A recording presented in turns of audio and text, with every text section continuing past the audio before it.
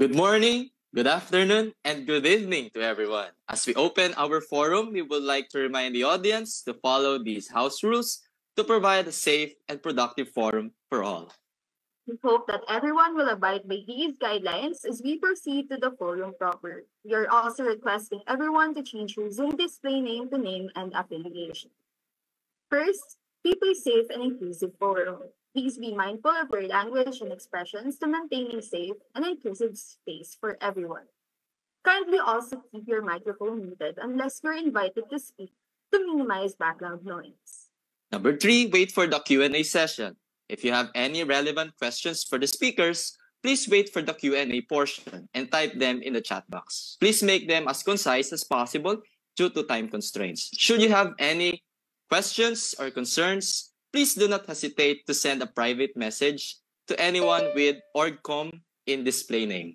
Number four, be mindful of the forum's confidentiality. We discourage recording or sharing any of the speakers' presentations for only they have the right to intellectual property of these materials. We encourage everyone to strictly follow these guidelines all throughout the program. We'd also like to inform everyone that all participants will receive a certificate of participation. To get yours, please make sure to answer the attendance form that will be shared in the chat box before the end of the forum.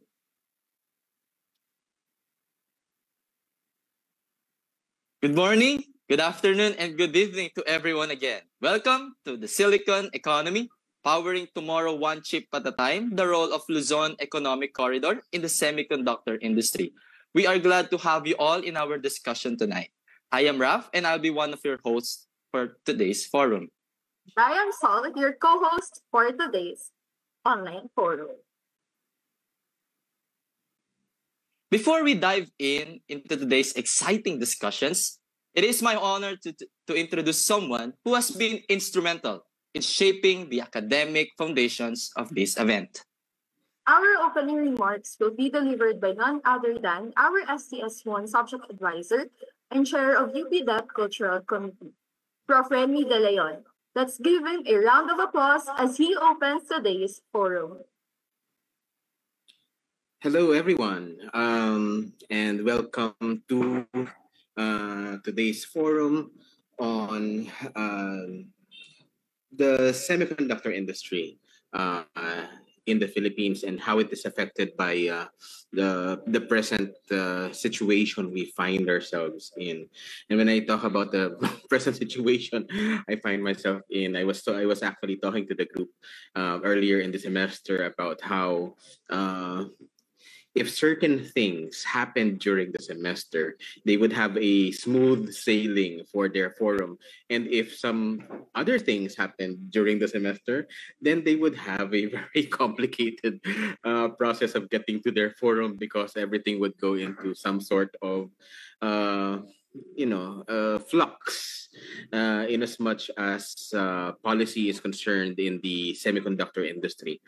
And of course, what happened is we're in the world where we have the most complicated possible situation, which actually means that we are especially thankful for the speakers who are willing to speak today, who are willing to share their insights today, because it's certainly a time when we need insights about the semiconductor industry and where the future of the semiconductor industry might go. Semiconductors, of course, being a significant portion of the Philippines' GDP and a significant growth area, supposedly, and in an area where we have really pinned a lot of our hopes for national economic growth, well, at least in terms of GDP growth and in terms of technological growth. So the complexities of geopolitics over the last 3-4 months have definitely made this forum very important. It's actually the last of the fora for this semester. The Bangkulala policy fora. This is a thing that we do every semester, and 6 6 or 5 groups did it this semester. We've already heard from the people who talked about the group that talked about the long-term impacts of the Chico River Dam project from back in the 70s. We've heard from the group that talked about taking care of campus animals. We've heard from the group that talked about science discourse in seminaries. And actually, just a while ago, we heard from the group that talked about the future of the publishing industry. And of course, now we're here at probably the most technical of the topics for this semester, which is semiconductors. We're in for a doozy, I'm sure. We have a lot to talk about, so I'm not going to stay on very long. Thank you again to the speakers for agreeing to speak today. And thank you for everyone who has joined, whether here on the forum live or whether you're seeing this on the Bangkulala archive at some later time. I hope you pick something up, and I hope we get a better understanding of where the Philippine semiconductor industry stands right now, where it might go in the future, and if you're watching this in the future, how things were and how things changed and how things evolved. Thank you for being here. Let's hear from the speakers. Thank you. Thank you so much po, Sir Prof. Remy. It is indeed that the semiconductor industry drives advancement, especially economically and technology, such as AI, renewable energy, and even electric vehicles. Right. And with the region's strategic location, competitive advantage, and government support, Central Luzon is indeed becoming a hub for semiconductor manufacturing and innovation, backed by a robust supply chain and advanced infrastructure. We are excited to have a fantastic lineup of speakers with us today, each bringing valuable insights into the semiconductor industry and its impact on Central Luzon. Our first speaker, Ms. Gabrielle Cameron Calinao, is someone who's already making waves in the industry at a young age. Ms. Calinao graduated just this past July from St. Louis University in Baguio City with a degree in industrial engineering. During her college years, she led the Philippine Institute of Industrial Engineers as CEDU student chapter president from 2022 to 2023. She got her start at Texas Instruments as a manufacturing supervisor in 2023 and is now a production planning analyst at the Clark Pampanga facility. Talk about moving up fast. On top of her professional work, Ms. Calinao holds certification on Lean Six Sigma Yellow Belt and Project Management Fundamentals, showing her dedication to growth and learning. While her busy schedule prevents her from joining us live, she has generously prepared a pre-recorded presentation for us. We're truly grateful for her time and effort in sharing her expertise despite her commitments. We are excited to hear her insights today, so let's give a warm welcome to Ms. Gabrielle Cameron Calinao.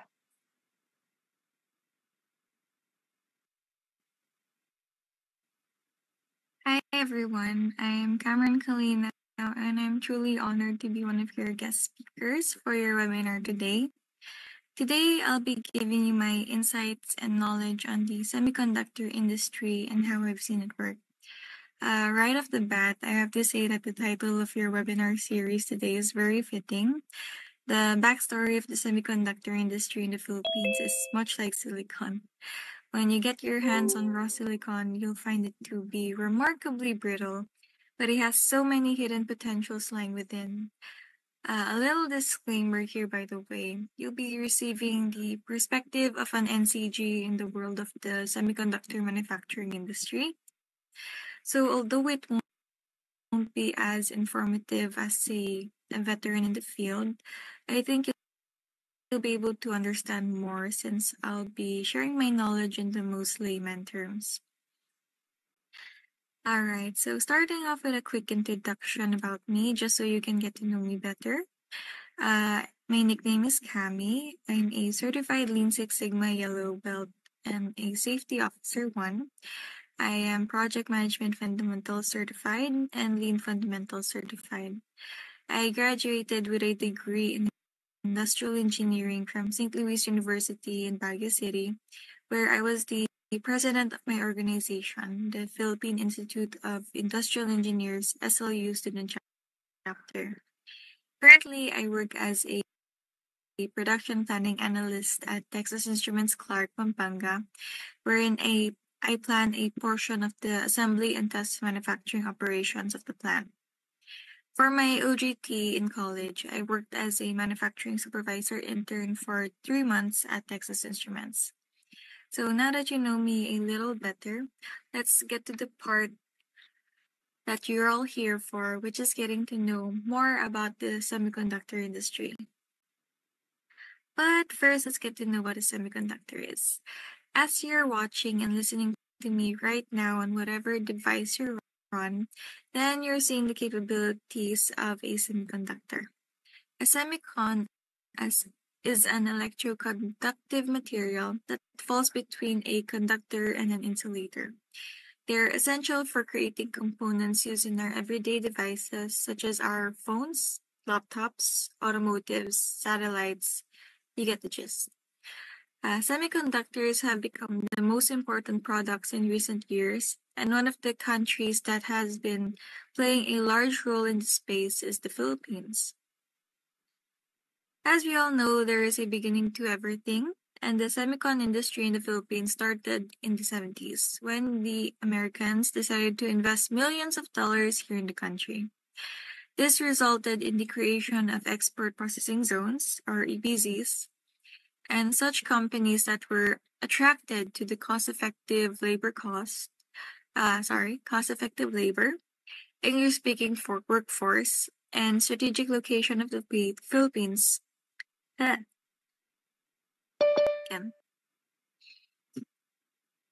As we all know, there is a beginning to everything, and the semicon industry in the Philippines started in the 70s when the Americans decided to invest millions of dollars here in the country. And this resulted in the creation of export processing zones, or EPZs. Such companies that were attracted to the cost-effective labor, English-speaking workforce, and strategic location of the Philippines were Texas Instruments, Intel, and Amkor. So start to finish in the manufacturing of a semicon, it's a very lengthy process broken down into major steps. But the main role the Philippines plays in this manufacturing process is the ATP, or Assembly, Test, and Packaging. The Philippines has become a hub for semiconductor manufacturing services. The country's electronics industry is made up of 73% semiconductor manufacturing services and 27% electronics manufacturing services. SAPI, or the Semiconductor and Electronics Industries in the Philippines Foundation, is the largest organization of foreign and Filipino electronics companies in the Philippines. They stated that in 2022, these accounted to 62% of the country's local total export. So speaking of exports, let's take a further look at the entity that administers and regulates import and export, the Philippine Economic Zone Authority, or PEZA. PEZA is the country's response to regional competition and focuses on improving infrastructure, workforce skills, and ease of doing business to retain foreign investments. This entity ensures that we are retaining our existing foreign investors while creating an enticing investment environment. It was previously known as the Foreign Trade Zone Authority, FTZA, and also the Export Processing Zone Authority, or EPZA. Activities that qualify for registration with PEZA are those that involve manufacturing, processing, or assembling for export, as well as those activities that support exports. Being a part of PEZA also gives multiple benefits to those who invested in the zone and can be summed up in 2 words: less taxes. PEZA offers several incentives to registered enterprises under the Corporate Recovery and Tax Incentives for Enterprises, or the CREATE Act, RA 11534. These incentives aim to make the Philippines competitive as a manufacturing, services, and research and development hub. Firstly, there's the income tax holiday. Tax holiday refers to a temporary exemption from paying corporate income tax as part of the incentives to encourage investment. So this attracts global firms to set up operations in the Philippines. Companies benefiting from this hire local workers, boosting employment, and many ITH beneficiaries are export-oriented, significantly contributing to the Philippines' export earnings. And another incentive is the duty-free importation. It allows PEZA-registered enterprises to import certain items without paying import duties or taxes. Then there's the value-added tax zero rating for enterprises, and it's aimed at promoting investments and economic activity in the country. So this applies to local purchases of goods and services by PEZA-registered enterprises. This means that suppliers do not charge the 12% VAT on transactions with these enterprises and reducing operational costs for PEZA locators. The Special Income Tax SCIT is another incentive on our list. And under the SCIT scheme, qualified PEZA registered enterprises pay a preferential income tax rate of 5% on their gross income in lieu of the regular 30% in corporate income tax. So one of the key incentives for businesses registered under PEZA is exemption from local government taxes. So by offering incentives to businesses to establish operations in different regions of the country, PEZA helps promote balanced development and reduces urban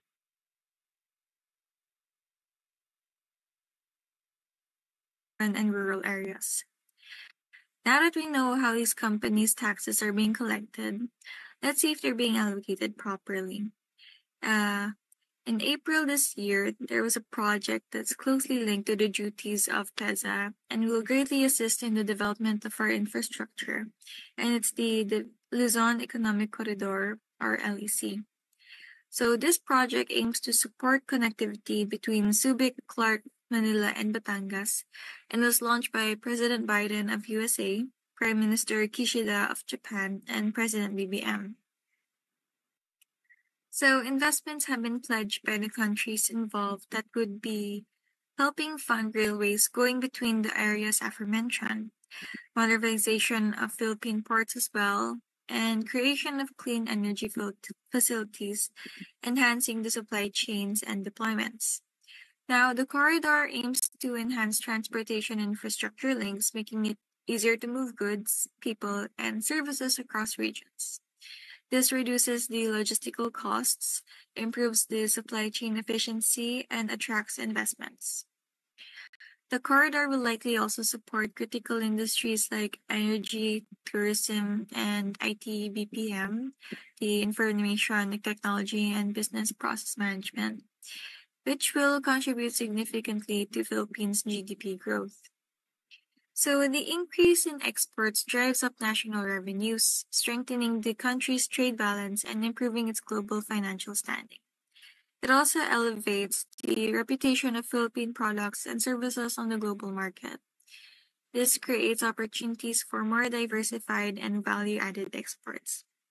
Foreign investments also lead to the capital inflows, which support infrastructure development, innovation, and technological advancements.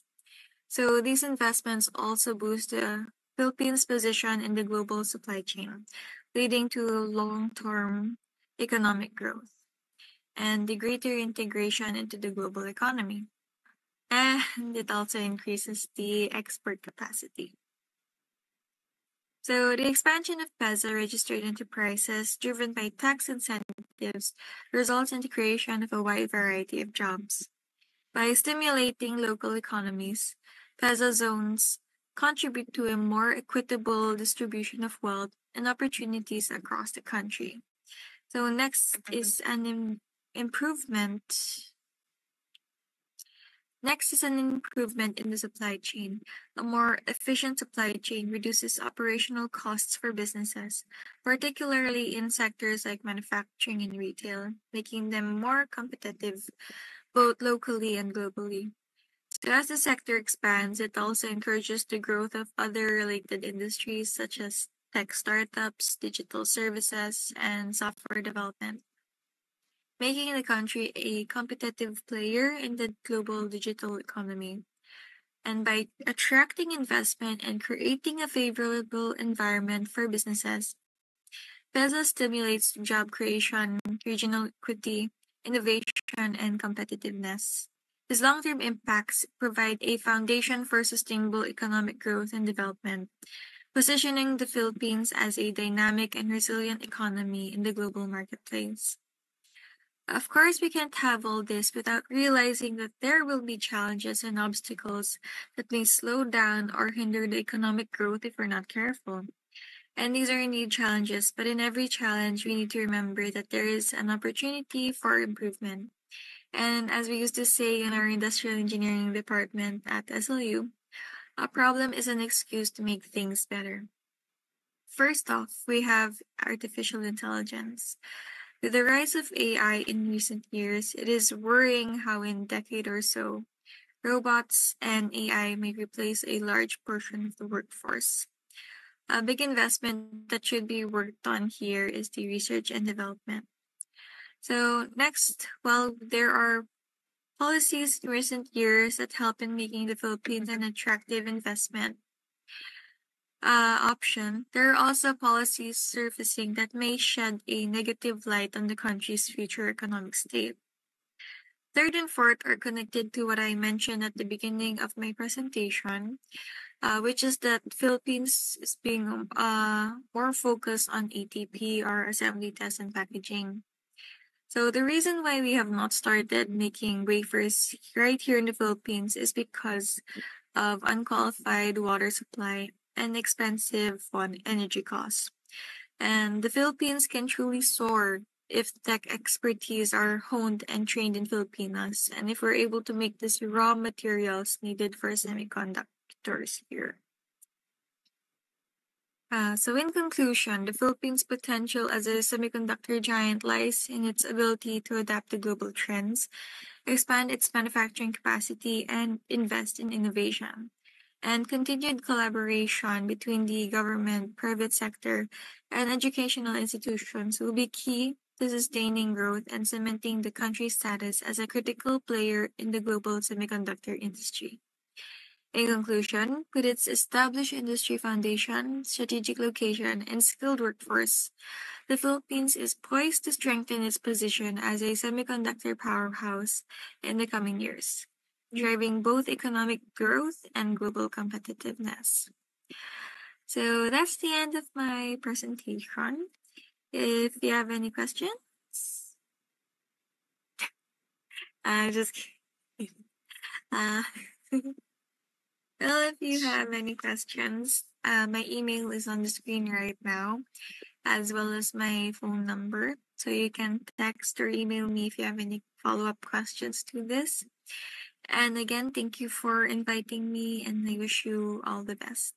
Bye. Thank you so much po, Ms. Gabriel Carinao, for sharing your insights about the current gaps, challenges, and opportunities concerning the policies related to the players in the field of semiconductor industry in Central Luzon. If you have any questions or clarifications, kindly keep it first and take note as well, as we will do the Q&A portion when both speakers are already done. We will now move on with our second speaker. Our next speaker, Mr. Jacinto M. Ponyo Jr., is a highly accomplished professional dedicated to driving economic progress and regional development. Mr. Ponyo serves as an economic development specialist at the National Economic and Development Authority, NEDA, Region 3, where he actively contributes to shaping infrastructure development and government policies for the semiconductor industry in the Central Luzon. His academic background is nothing short of impressive. He holds a postgraduate diploma in development studies from the Institute of Developing Economies Advanced School, a Master of Development Management from the Development Academy of the Philippines, and a Master of Management from the University of the Philippines. He also earned his Bachelor of Arts in Economics from the University of the Philippines. With a wealth of knowledge and experience in economic planning, policy formation, and development management, Mr. Ponyo exemplifies a commitment to excellence in his field. We are fortunate to have him here share his expertise on infrastructure development and the role of government policies in advancing Central Luzon's semiconductor industry. Please welcome Mr. Jacito Ponyo Jr. Okay, thank you very much, Sol and Ra, for that kind introduction. No? So, humble lang tayo, ikaw talaga, Ra. Oh. Sige, so let's start our discussion. So let me begin my presentation with the presentation of the region's economic situation. And we'll also talk about the role of the semiconductor industry or the contribution of the semiconductor industry to the region's economy. Okay, Al?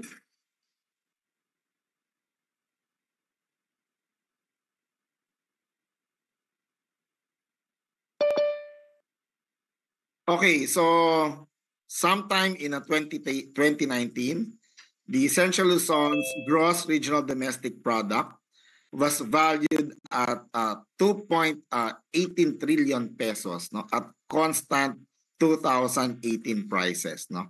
And at that year, we were experiencing a growth of 5.9%, no, until pandemic came, no, when the COVID-19, when the coronavirus, no, hit the entire country, no, and did not spare Central Luzon from its ill effects, no. Our economy went down. No? It declined. The growth of our economy declined to 13.9%, no, bringing the value of the economy or the region's economy to about 1.89 trillion pesos. No? But we're fortunate that the economy was able to get a rebound. We grew at a rate of 7.4% in 2021, 8.1% in 2022, and 6.1% no, in 2023. And the value of the economy in constant prices no, was about 2.32 trillion pesos. No? If we try to look at the sector share or the industrial share, no, our agriculture, fishing, and forestry no, represents approximately 11% share in the region's economy in 2023, about 42% share no, for the industry, and 47% share for our services sector for the said year. When you talk of the Central Luzon's economy, we contribute approximately 11% to the national output, and we remain the third largest economy in the country. No? When you talk of Central Luzon combined with NCR, together with 4A or Calabarzon, no? You'll notice that approximately or more than 60% of the more than 60% of the national economy no, came from these three regions, NCR, Calabarzon, and Central Luzon. In Central Luzon alone, no, we account for Pampanga and Bulacan, and the economy of these two provinces represents more than half of the region's economy. Now, if we talk of a more specific sector like the semiconductor industry, no, we can see that the semiconductor industry fall under the manufacturing sector. No? It falls under the industry sector, more specifically under the manufacturing sector. No? But if we try to look at the value, of the subsectors under the manufacturing sector, particularly in year 2022, no, your semicon industry is among no, the highest contributor to the manufacturing sector. In fact, in year 2022, your computer, electronic, and optical products no, are the third among the largest contributor to our manufacturing sector in the region. It was followed by it's next to food product and coke and refined petroleum materials. No? If we try to look at the foreign investments in manufacturing, particularly in the Philippine setting, no, we can see that or where the semicon industry belongs. No, we can see approximately 110 trillion pesos. No, 110 trillion pesos. It's the amount of the foreign investment that we generated for the manufacturing sector in the year of 2023. That's 110,940 in million pesos. Okay. And if we try to look at the state of the semiconductor industry in the Philippines, your electronic products account for 56% of the total exports last year. No? Sa taong 2023, no? More than half of the value of exports, no, of our country came from or actually contributed by electronic products. No?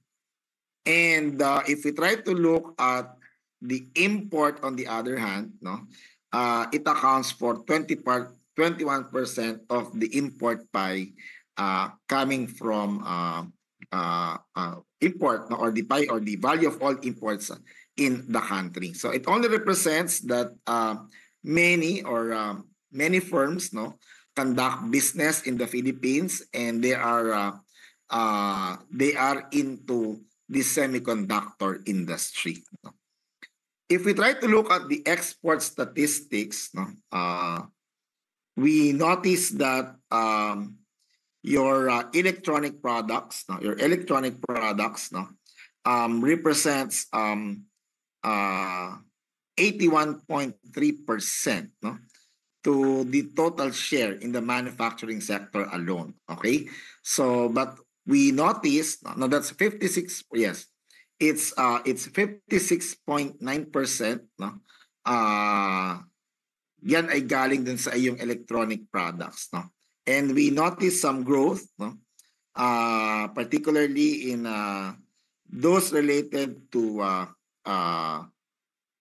control and instrument, not control, but it's medical and industrial instrumentation. No, we also noted growth in the consumer electronics subsector. So these are the top contributors to your export statistics under the electronic subsector. So malaki yung volume or malaki yung contribution ng ating electronic products to the overall manufacturing sector value for exports. Now, when you talk of the industry sector, no, in general, which includes our semiconductor industry, no, there are development challenges, no, that it faces. Number one, there is a limited market base for the region's exports products, no, and therefore there's a need for us to look for new niches, no, for new. We need to tap new markets where we can bring our outputs of the industry sector, including the semicon industry. There's also a threat of declining raw material supply and consequent high cost of production. No? Among the challenges include the full development of other special economic zones, and itong mga ito is waiting to be realized, no? Because special economic zones help us, no?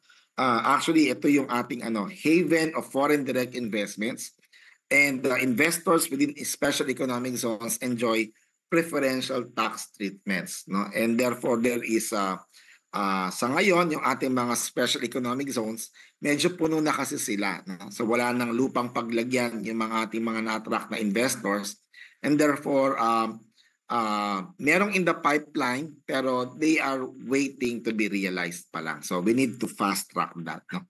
And also another challenge is the high cost of utilities, no? Your bureaucratic government procedures, access to financing, and these are all constraints to the competitive of the general industry sector, including the semicon industry. So it's a matter of, it's a concern about the ease of doing business. So kaya nga, no, we need to minimize red tape, no, we need to minimize corruption, particularly when we invite investors to do business in the Philippines.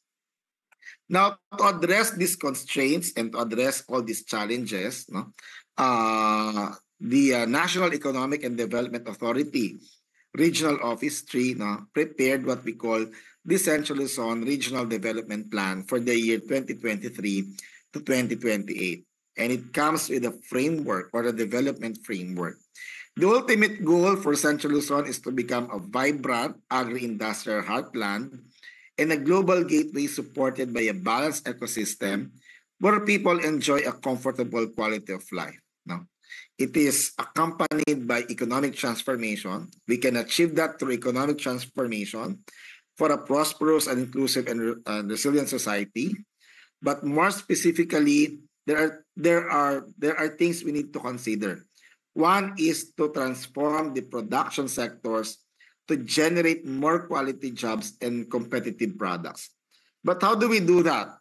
One is to modernize our agriculture and agribusiness.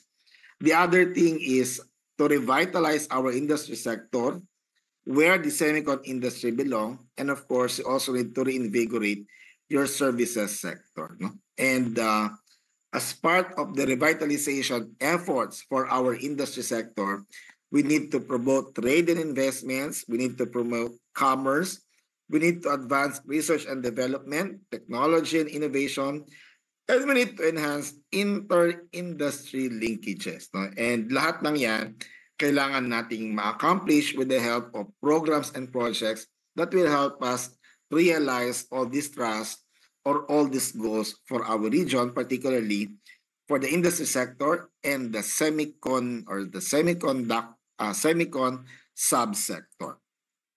Okay, as far as transforming our production sectors to generate more quality jobs and competitive products, we said that we need to promote trade and investments in goods and services. But paano ba gagawin yon? How can we do it? First is we need to we need to strengthen our export sector. Therefore, we need to diversify our export products. We need to strengthen our value and supply chain linkages, no? Particularly yung ating mga firms or players in the economy or players in our industry sector. And we also need to improve our support services and infrastructure for export development. Now, to increase total investments, we need to intensify investment promotion. And therefore, we need to focus on regional industry priorities. No? At isa sa mga priorities na natin ay yung semicon industry under the manufacturing subsector because itong sector na to is a job generator. So, malaking bahagi ng mga empleyado or employed individuals in Central Luzon, no, actually ay nanggagaling sa ating semicon industry. And we also need to build the foundation to accelerate ecozone development and investment promotions. And therefore, we need to enhance the infrastructure base of our ecozones. No? We also need to look at the policies in order for us to generate or attract investments, no, coming from foreigners. No? So kailangan natin yon para matransform natin yung ating manufacturing sector or the industry sector in general. The other thing is we need to revitalize our industry with the help of science, technology, and innovation. So we need to promote a culture of research, a culture of innovation that will drive industrialization. And so at the domestic front, we need to enhance business matching activities. Therefore, foreign direct investors, no, will be able to tap domestic suppliers, no, to support the conduct of business in the country, particularly in Central Luzon. We need to intensify support to industries serving the domestic market. and we need to foster regional industrialization. And as a way, as a means to move up the value chain, we need to improve our competitiveness. We need to grow. We need our firms in the country need to develop. And we need, of course, we do it with the help of our MSMEs and startups, with the digitalization process. Kasama yon sa mga thrust natin, particularly for the manufacturing sector. We need to promote key industrial sector value chains in the region as well. So because sabi nga natin, we have raw materials, here in the country, and therefore we must be able to put additional value to those raw materials so that they'll have more value in the market and they'll have more productive uses in the economy. At the intersectoral linkage, we need to promote agglomeration or co-location of industry and services.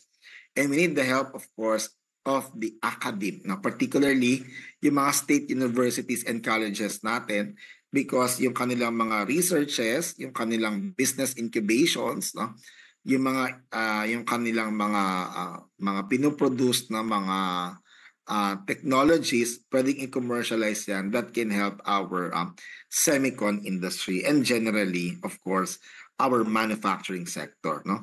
One way of planning, of effecting a good plan for the manufacturing sector or the semicon industry, kung tawagin natin, is of course to agglomerate them or to collocate them. For my students, in Econ 196, pag sinagsabi nating agglomeration, this is of course the concept of clustering, because clustering brings many benefits. One is of course technology transfer, sharing of technology. The other thing is your capacity building coming for our laborers. Whether they transfer from one firm to another, still they are bringing the knowledge, and therefore it can facilitate the conduct of business. And later, the collocation will eventually help us minimize cost, particularly for if you're talking of the general supply chain. So raw materials producers, what else? Logistics providers, doing business in one location or supports the manufacturer in that case. That's a big help in minimizing costs. And as we call it in accounting, in managerial accounting, that's one way of reaching heaven. That's just one of the many ways to attain heaven as far as profitability is concerned. Generally, our plan in Sancho Luzon follows what we call the 6 cross-cutting strategies. And for the sector to grow, it needs to develop or adopt what we call strategies that can be employed to produce the transformation we've been longing for. One, of course, is the use of digitalization, the use of technology. The other one is through the help of the public-private partnerships.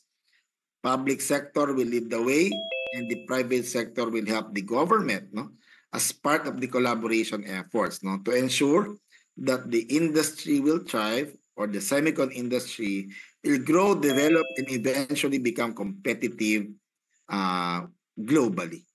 The third one is servicification. And when you talk of servicification, yung servicification, pag pinag-uusapan natin yan, we refer to the transformation of a product into a service-based offering. And therefore, you're no longer talking of product alone, but you're now talking of product and services that go together.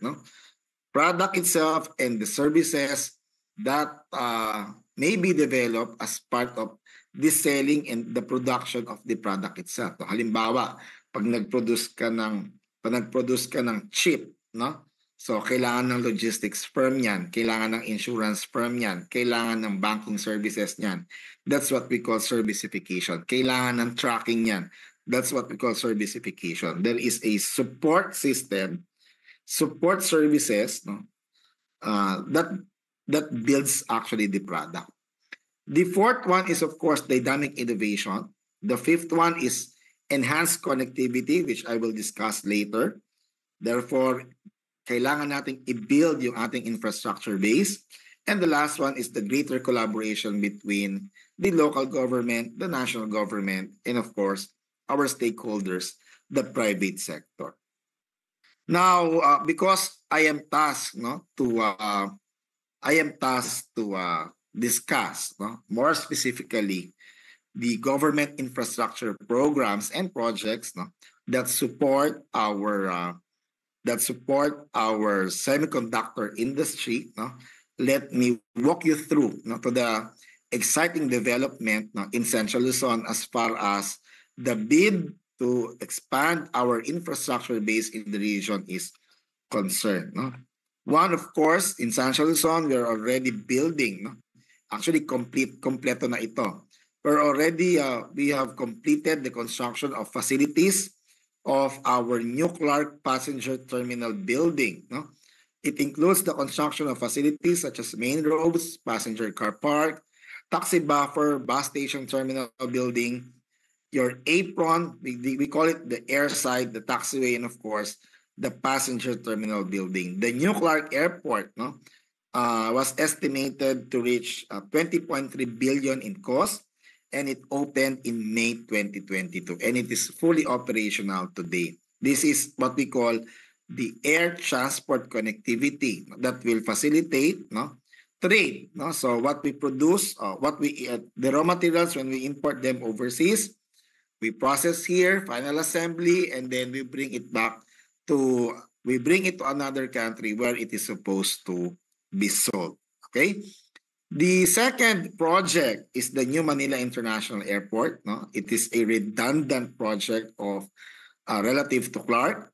It involves the construction, operation, and maintenance of a new modern airport in Bulacan, with a capacity of 200 million passengers per year, consisting of 4 runways and all aviation-related facilities. And the status is it's ongoing, and we hope that the project partially will open in 2026. The next project is your North-South Commuter Railway, or your PNR Clark Phase 1. This is a 38-kilometer elevated commuter train line from Tutuban, Manila to Malolos, Bulacan.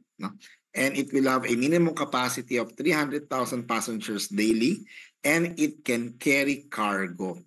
So to date, it is 55.61% complete, and we hope that the partial operations will commence by 2028. Your PNR Line 1 is coupled with an extension line. We have the PNR Clark 2 phase. It is a 53-kilometer long railway line that will connect Malolos to Clark. Therefore, your goods and services coming from Manila, which are raw materials or other parts of the Calabarzon or NCR, pwede mong yan dalhin sa Central Luzon for production. At yung finished goods naman, pwede mo yang dalhin papuntang Maynila at Calabarzon. So because of this rail line, we are able to connect Manila. We're able to connect Manila and Clark Freeport Zone.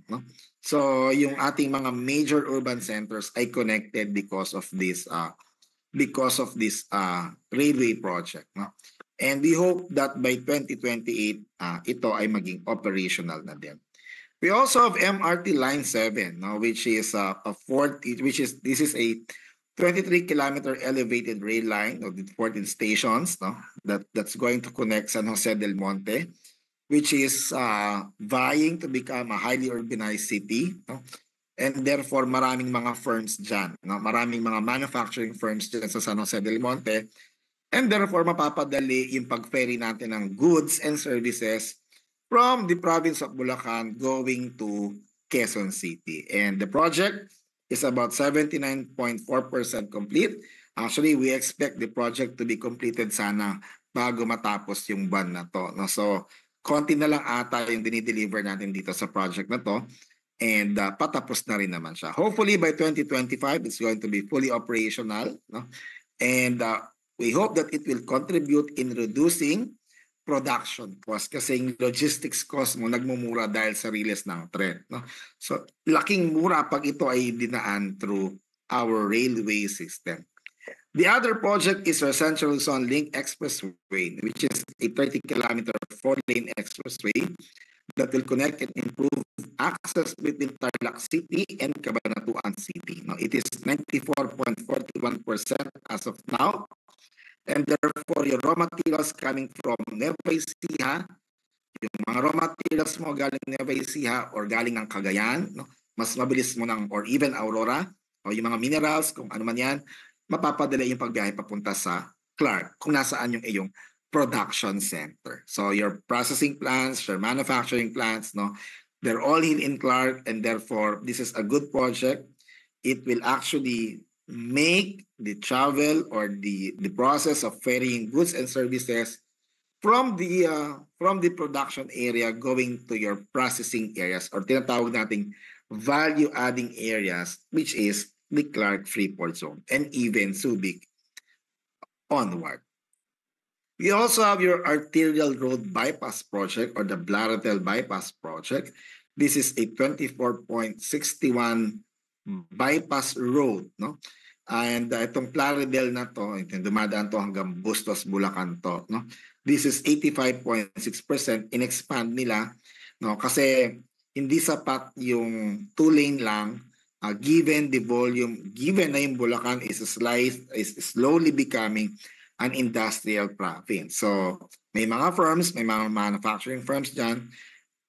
Siyempre, kapag ito ay natatraffic, na kumukonsumo ng gasolina, mas nagmamahal yung good, no? Yung cost of producing the good or even the cost of delivering the good, no? Mahal yan, no? Pumapatong lalo yung pagkakaroon ng congestion dun sa cost ng good. So it doesn't help, no? It doesn't help our semicon industry to become even competitive kung yung mismong mga daan natin ay congested and therefore nag-i-incur ng cost, nagtatapon ng pera sa trapiko. Okay? So that's ARBP. The last project is your the last project is your Cavite-Bataan Interlink Bridge, no? This is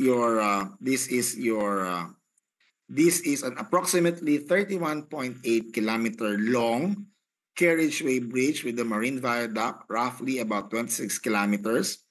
At itong project na to will connect two regions. It will connect Central Luzon via Bataan, and it will connect the industrial Cavite, no? Which is part of Calabarzon. So dati pag tinignan mo yan sa mapa, without the Bataan Cavite Interlink Bridge, yung circulation natin or yung yung daloy ng trapiko natin, parang letter C lang yan, no? Kasi hindi connected. So you have to pass through San Fernando, Bulacan para makarating ka ng Maynila, no? Now it's with the Bataan Cavite Interlink Bridge, buo na yung circle mo, no? Bilog yan. So you now get to your connectivity. Pwede kang dumaan. Kung gusto mong makarating ng Maynila, no? Hindi lang isa yung paraan. One is you can get to Manila via Cavite, no? Or you can get to Manila via your NLEX. So therefore, you have a circular circulation, a seamless connectivity that actually bridges two regions, but actually integrates three regions. Yung iyong Central Luzon, yung Calabarzon, and of course, ang gitna ay yung Metro Manila. So napadali yung daloy ng goods and services, even tao, no? Because of this Cavite-Bataan Interlink Bridge. And siguro, because ito ay nag-uumpisa pa lang, we hope the project to be finished. Kung siguro baka matatapos to by 2029 or 2030, no? We'll give you update, no? Al will verify kung kailan ang completion ng Bataan Cavite Interlink Bridge. In terms of policies, no, there are government policies that support, no, yung ating semicon industry. You have the ratification of the Regional Comprehensive Economic Partnership Agreement, no? Sabi nga natin, RCEP is a comprehensive trade and investment agreement initiated by 10 Association of Southeast Asian Nations with its free trade agreement and partners with China, Japan, South Korea, Australia, and New Zealand. So it brings us a new niche for our products we produce for our exports here in the Philippines. The other the other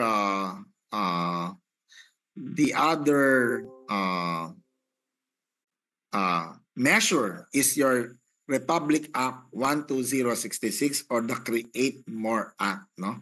Which actually amended your Create Law, no? And ito ay nagbibigay pa ng insentibo doon sa mga qualified investors, no? And in fact, parang ano pa nga it extended the grant of incentives and even yung pag-reduce ng ating mga income tax, no, corporate income tax sa mga firms, particularly those in the special economic zones.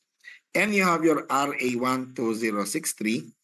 This is for the workers. No? You have your enterprise-based education and training framework act, no? which seeks to prepare your workers, no? Yung labor force mo dito sa Central Luzon and the rest of the Philippines for industry needs. So kung halimbawa malaki yung demand for the semicon industry, TESDA and other concerned government agencies can actually plug in training programs with the help of the private sector, no? Para ma-address yung pangangailangan at magkaroon tayo ng match, no? Magkaroon tayo ng match between what is demanded by firms, whether domestic or foreign, and the labor supply that we can provide, di ba? So yan yung kailangan natin, particularly for our semicon industry. The semicon industry holds promise for the Philippines. Sabi ko nga kanina, yung semicon industry natin lumilikaya ng trabaho, no? In fact, kung iisipin mo, dahil yan ay manufacturing firm, di ba? Kung yan ay manufacturing firm RL, di ba? It's what? It can create more jobs than compared to some industries, no? Halimbawa, no? Kung ikukumpara mo yung manufacturing sector with the tourism industry, no? Yung isang planta ng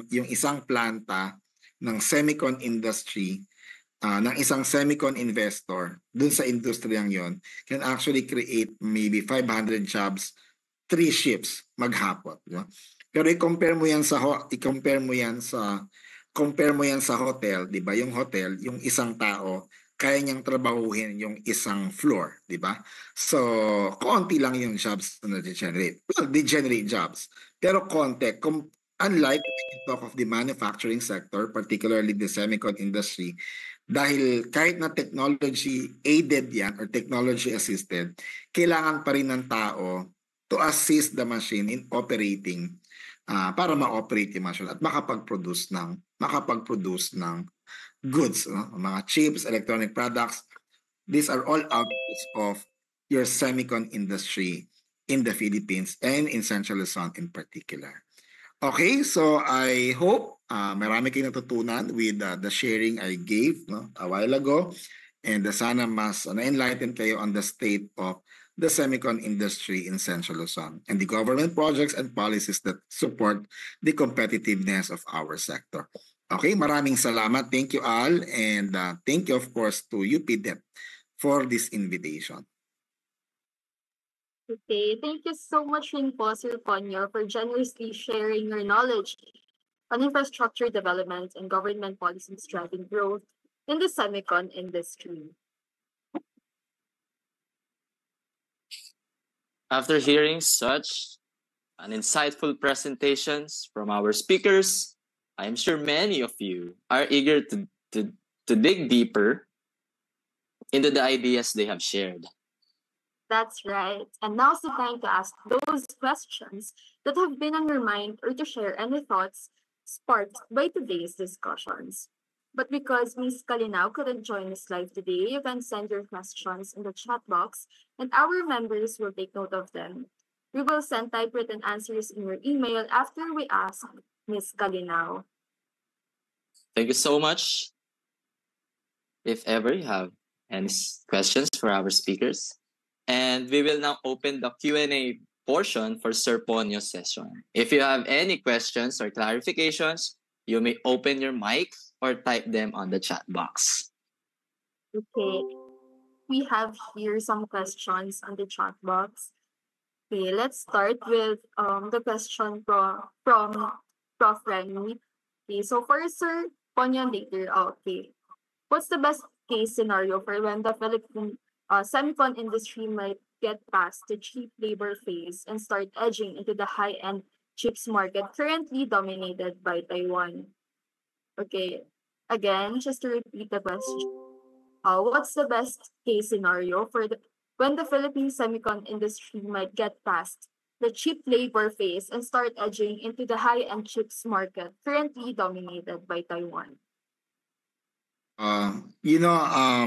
This question is from Prof. Remy.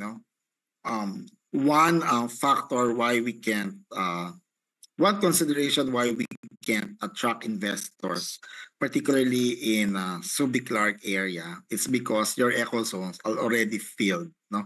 And therefore, wala na silang bigay na lupa, Prof. Remy. So the only thing, if you're an investor looking for a 3-hectare property where you will build your facility, wala nang mabibigay yung Clark. Wala na rin mabibigay yung Subic, no?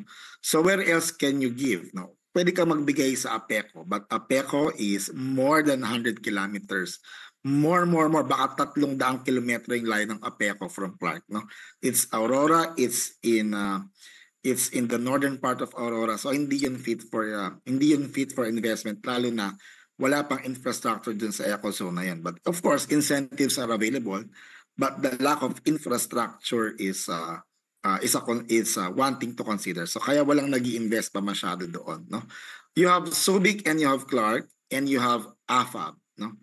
But AFAB naman is medyo hilly yung yung kanyang terrain, no? But the ideal is Subic and Clark. Ang problema is wala ka ng lupang maibigay, no? You ask CDC, you ask Subic, wala silang mabigay na malalaking lupa for manufacturing firms wanting to do business in the Philippines, no? So the best way to deal with it is to look for areas within the corridor, no? Meaning at one end you have Subic, on the other end you have Clark, and in between is your SCTEX. Yung SCTEX mo, di ba? Yung SCTEX mo, malaki pa yung lupa niyan sa kanan, malaki pa yung lupa niyan sa kaliwa, no? Ang problema is these pieces of land or these parcels of land, no, are privately owned and they are not owned by government. Therefore, no, we need the help of the LGU, no, to encourage private sector, to encourage the private owners ng mga lupang yon na magamit sila doon sa industrial that will support the semicon industry of the region, particularly your Subic Clark corridor, no? Because as of now, ang magandang konsepto sana diyan sa planning, Prof. Remy, is tanungin yung semicon industry mo, yung semicon firms mo sa Clark at Subic, ano yung kailangan pa nila? Yung kailangan pa nila or yung mga support firms, we can locate them within the corridor. So in between Subic and Clark. Now, that's one consideration. Space is a consideration. Why we cannot attract big investments now, no? Yung mga investments ngayon na pumapasok, maliliit na lang sila. Kung napansin niyo sa Clark, mga leasing na lang, di ba? Leasing na maliliit na spaces kasi wala nang lupa, walang lupa, no? The next big thing is New Clark City, but it requires full development pa, no? For coming from the private sector and coming from the government, no? Because it's pursued through public-private partnership, no? The other thing, aside from spatial consideration, no, I think is we need to position ourselves, no? Position the Philippines or Central Luzon, no? As the next Silicon Valley of the Philippines, no? So may portion ka dyan na pwede mong i-develop at i-replicate yung success nung Taiwan, no? So sa ngayon kasi wala tayong ganon, no? Wala tayong R&D centers, no? Wala tayong R&D centers that will support your semicon industry. Remember, your semicon industry produces are actually products of innovation, di ba? Yung outputs ng mga yan. It supports yung mga bagong teknolohiya, bagong labas na makinarya, bagong labas na machines and equipment, your electronic products. But unfortunately, wala tayong R&D centers for that, no? At yung mga R&D centers natin ay maliliit. Nasaan yung mga R&D centers natin? Nasa mga state universities and colleges, no? So it's not even dahil nasa state universities and colleges, yung pondo ng mga yan, it's not even enough to really develop a full-blown innovative product, no? So medyo maliit or hindi makausog, no? So these are all considerations, Prof. Remy. So kaya nga ngayon we're talking with Mesa NEDA, we're talking of BCD, we're talking with SCADC, na sana yung SCAD area, ang pagpaplano sa kanya with the help of the local government units is mala Silicon Valley. So but the thing is, SCAD should conduct a study. Anong mga firms ang kailangan pa? At basically, ano yung kailangan ng mga firms na nasa Clark? Ano yung mga firms na kailangan, anong mga firms pa o negosyo pa ang dapat na nandun sa Subic, no? Today, ngayon, yung situation ng Subic-Clark corridor mo, mahirap siya eh. If you ask your locators or investors in Clark, no? Where do you source your raw materials? Ang sagot nila is we source them from Manila. We source them from Calabarzon. That's too far and it's even costly.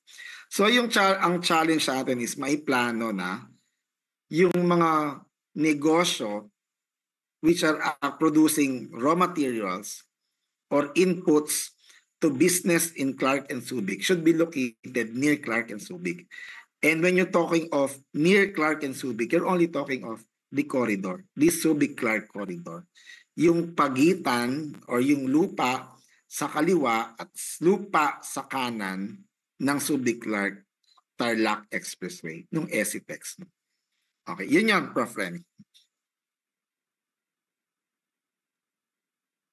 Sir, next question po. From a participant sa Zoom. Sir Ponyo, what happens if Taiwan tensions turn hot in the next 5 years? Is the Philippine semiconductor industry ready to deal with the resulting market shocks? What are the worst case or best case scenarios? Is NEDA already thinking of this, or is it still mostly the domain of the security sector? Okay, sige. Thank you, Raf. No? Yung question naman na yan is not only for NEDA because you're talking of industries, you're talking of firms, and you're talking of businesses. And therefore, if you're talking of programs and projects, dapat ang sasagot niyan ay DTI, yung BOI. Yung sasagot niyan ay yung mga concerned special economic zone authorities mo like PESA, like CDC. So, ngayon, pag pinag-uusapan natin yung turning hot tension, no, in Taiwan, no, ang consideration natin dyan is kailangan handa yung Pilipinas to accommodate, no, yung mga investors, no. Halimbawa kung ang pinag-uusapan mo dito is gera, no, dapat ready yung Pilipinas, no. And of course, when you're talking of losing investor confidence because of war, because of the looming war, no, kailangan handa lang yung Pilipinas to accommodate them. Kaya nga, di ba, it's important always to incorporate in the overall investment promotion process, yung konsepto mo ng ease of doing business. Yun lang naman ang yun lang naman yung mahirap sa Pilipinas, 'di ba? Mahirap sa Pilipinas, una sa lahat ay magrehistro ng negosyo. Yun ang pinakamahirap sa Pilipinas Yun ang mahirap gawin because you have to pass through the red tape, particularly if the business you are registering is within a local territory. So, sa local government unit. Mahirap yan, no? It's prone to corruption, it's prone to red tape. Pero wala kang problema kung yung business, ilo-locate mo sa Clark, sa Subic, because they have different domains and they are governed, the process is governed by different procedures. Iba yung polisiya sa loob ng mga economic zones. Pero sabi ko nga sa inyo, wala na nga kasing lupa. Wala nang lupa dun sa mga eco-zone natin. So, puno na sila, matagal na, no? Puno na sila. So, kailangan mong i-ready ngayon, as we speak today, ang kailangan dapat nating i-ready dyan is yung New Clark City in Capas, no? Malaki pang expansion. It's approximately 30,000 hectares of land na hindi pa masyadong nagagamit. And you have other economic zones. Sabi ko nga sa inyo, we have the APECO or the Aurora Pacific Economic Zone Authority. Kaso nasa Dingalan. This is ang layo-layo ng Dingalan. So if you're talking of APECO, no? Not Dingalan, hindi Dingalan, no? It's in Casiguran. You can check later. It's in Casiguran. And Casiguran is one of it is actually the northern part, located in the northern part of Aurora. Masyadong malayo. It will require you a half-day travel kung ikaw ay nasa Baler. Ganun pa siya kalayo. If it takes you 4 to 5 hours going to Baler from Clark, no? Another 4 hours from Baler. Nasa Baler ka na pero mga 4 hours pa. Ganun kalayo kasiguran. But APECO, or as sabi niya, APECO is the authority. The Freeport Zone is the Aurora Special Economic Zone Authority, no? So ASESA siya yung eco zone. So anong consideration mo diyan? Kailangan yung ASESA, lagyan mo siya ng infrastructure, lagyan mo siya ng airport, no? Lagyan mo siya ng seaport para ang tatargeting niyang market is yung IAGA, yung East Asia, yung Taiwan, yung Korea, at saka Japan. So, pwedeng yung Clark, dahil yan ay ASEAN gateway. Okay lang yung Clark, okay lang yung Bulacan, no? Okay yung NAIA, no? Pero yung Aurora, kung gagamitin mo siya as a haven for investment, for new investments, dapat yan ay bigyan natin ng infrastruktura, no? Which we are doing now, no? We support the development of ASESA, no? So pakonti-konti nilalagyan ng infrastructure para magamit natin siya as an investment promotion area, no? IPA kung tawagin.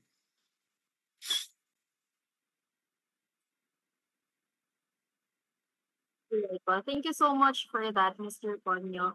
But we still have a lot more questions here, but due to time constraint, we will be down to our last question, which is, given that the semiconductor industry is clustered around Asia Pacific, how can the Philippines leverage its strategic location to be an essential player beyond assembly and testing? Again, given that the semiconductor industry is clustered around Asia Pacific, how can the Philippines leverage its strategic location to be an essential player beyond assembly and testing?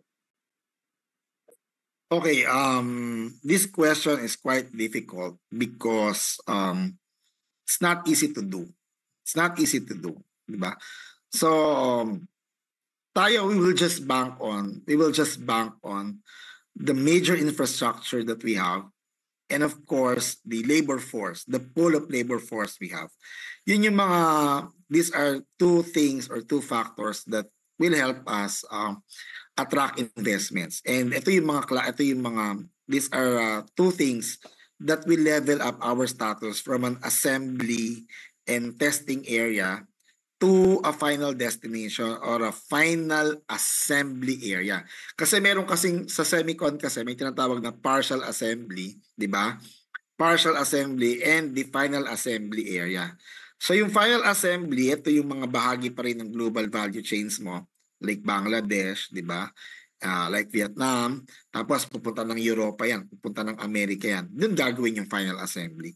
For the Philippines to become a final assembly area, no, we need to leverage on our strengths. No? Number one, our ability to build more infrastructures that will make the cost of doing business in the country even more less, di ba?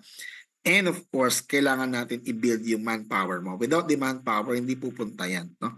There are many stories about manpower not being prepared to accept investments. So, napakaganda.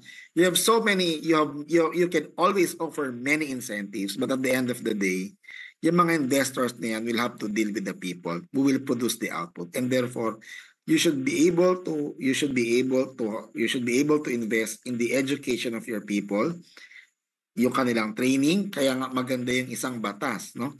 Yung isang batas will actually lead to the development of training programs that as studied, no, kailangan ng industriya. So, yan yung kailangan mo, no? Ihanda mo yung tao mo, ihanda mo yung infrastructure mo. Other than that, okay na because you have already the create law, the create more law that expanded incentive system, no?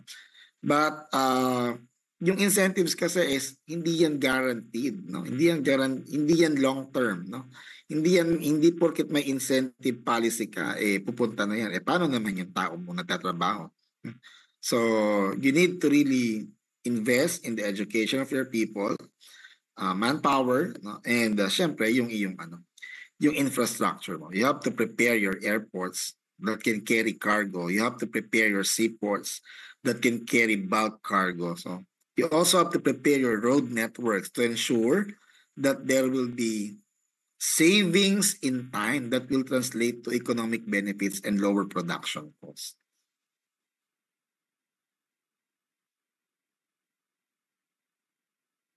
Kasi tignan mo ngayon, di ba, Sol, Raf, going to Angeles will galing ka lang ng Holy Angel tapos pupunta ka ng Marquee, it takes you 3 hours. No?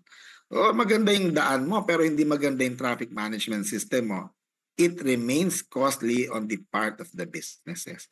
You have infrastructure but you don't have a good system that will manage the infrastructure itself. So, or the other thing, that this is already an indication that the infrastructure in place, in this case, a road infrastructure or land transport connectivity infrastructure is already insufficient. Baka kulang na yung daan, di ba? So, kulang yung daan, kailangan ng expansion. Kung pwede pa mag-expand, edi mag-expand ka. Pero sa case ng Angeles, mahirap yung expansion kasi nasagad na nila eh. So, you have to think of new and better road networks that will decongest the city. Ganyan yan. Lalo na Angeles City is very adjacent to your value-adding production center, which is Clark. Kaya sa gas lang nun, di ba? Sa gas lang nun, ang mahal-mahal nun, di ba? Try to look at your Facebook accounts. No? Tignan nyo, i-search nyo yung Angeles City. Ang dami nagra-rat. No? Even Angeles City LGU, nag-explain sila bakit yung isang biyahe from Holy Angel bandang Santo Rosario took them 3 hours the past days just going to Marquee, which should only take you just go less than 30 minutes kung walang traffic, di ba? Kasi nasa ka na Santo Rosario Road ka na diretsuin mo lang yon, tapos Pandan, and then nasa Marquee ka na, di ba? But these are all problems. These are all indications that there is a problem about your infrastructure and the system that manages the traffic itself.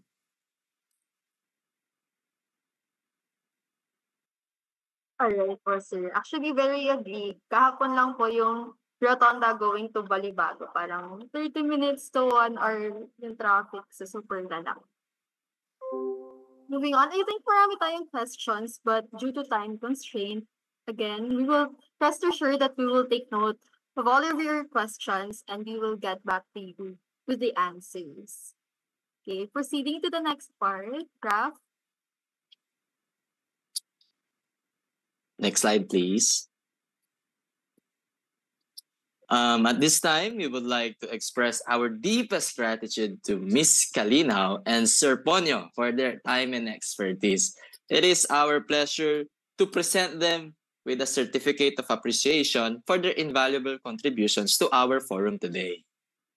Okay, allow me to read the citation on the certificate. This certificate is presented to Ms. Gabrielle Cameron Calinaw for sharing her valuable insights as a guest speaker for the Silicon Economy, Central Luzon's economic transformation via Zoom on the 30th day of December 2024. Her expert contribution has significantly enriched the discourse and provided a deeper understanding of the region's semiconductor industry. The organizing team extends its heartfelt gratitude for her time, expertise, and commitment to advancing this meaningful dialogue. Signed by the overall head, Julian Panganiban, and our professor and UPDAP Cultural Committee Assistant Professor Remy De Leon. And also, the certificate is presented to Mr. Jacinto M. Ponyo Jr. for sharing his valuable insights as a guest speaker for the Silicon Economy Central Luzon's economic transformation via Zoom on 30th day of December 2024. His expert contribution was significantly enriched the discourse and provided a deeper understanding of the region's economic transformation. The organizing team extends its heartfelt gratitude for his time, expertise, and commitment to advancing this meaningful dialogue. Please join us in giving a virtual round of applause to Ms. Gabrielle Calinaw and Mr. Jacinto Ponyo Jr. And now we would like to ask the tech team to guide us in the picture-taking session with our speakers. As we proceed to the next segment, we kindly invite everyone to please turn on their cameras for the group photo to commemorate this meaningful discussion. Technical, please take the lead.